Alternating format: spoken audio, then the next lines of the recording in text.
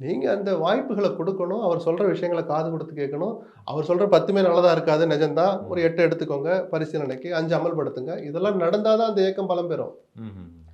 இது ஒரு பார்வை. இவருக்கு அது பெருமை சேர்க்குமா, பலம் சேர்க்குமானா, தேர்தல் முடிவும், காலமும் தான் அது பதில் சொல்லணும். அவர் இன்னொன்னு சொல்றாரு, இன்னும் சில முன்னாள் அமைச்சர்கள் கூட வருவாங்க ஆமா, அவர் அப்படின்னு. சும்மா இருக்க மாட்டார்ல. இனி எல்லாருக்கும் ஃபோன போடுவார்ல. யாரெல்லாம் அப்படி வாய்ப்பு வர மறுக்கப்ப வாய்ப்பு இருக்கா?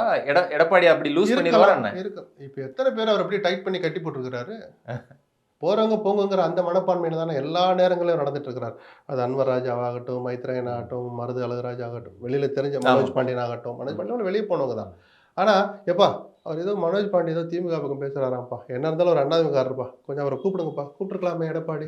அவர் நேரா கூப்பிட வேண்டாம். யாரையா விட்டு பேசினாரா? பேசுறதா நமக்கு ஆனா தவறு. இப்ப சமாதான பேச்சுக்கள் போறதா யாருகிட்ட? சொல்றாங்களே. ஓபிஎஸ் தவிர்த்து ஓபிஎஸ் ஆதரவாளர்கள கூட சேர்த்துக்கலாம். இல்ல பேசுங்க. அப்படியெல்லாம் போனா நான் சந்தோஷப்படுவேன். ஏன்னா எந்த இயக்கமும் ம். ஒன்றுபடணும்னு விரும்புற பத்திரிக்கையாளர்ல நான் பிரதானமா எப்பயுமே இருப்பேன். ம். பாட்டாளி மக்கள் கட்சி வரைக்கும் நான் அதான் சொல்லிட்டு இருக்கேன். அடிச்சுக்காதீங்க. ம். இன்னைக்கு எங்க கொண்டு போய் உங்கள நிறுத்தியிருக்கு? மாம்பழம் சின்னத்தை சின்னத்த முடக்குவோம்னு தேர்தல் ஆணையத்தை சொல்ல வச்சதே சாட்சாத் டாக்டர் ராமதாஸ் அன்புமணி தான். நீங்க அடிச்சுக்கிட்டனால கேஸ்ன்னு ஒண்ணு உருவாகுது. ம்.